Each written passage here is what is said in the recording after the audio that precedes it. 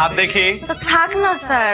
একটা হাত লুকিয়ে তো লাভ নেই, আরেকটা হাতেও তো আছে। দু হাত ভর্তি লেখা, দু হাত ভর্তি নকল। নকল তো আবার দু প্রকার, একটা হচ্ছে ঝাড়া নকল, ছাড়া নকল। আরেকটা পাড়া নকল। কি প্রাউডলি বলছে। ছাড়া নকল যেটা বাম হাতে থাকে আর যেটা ডান হাতে থাকে সেটা পাড়া নকল। তোমাদের ফ্রেন্ড কি নাম আপনার?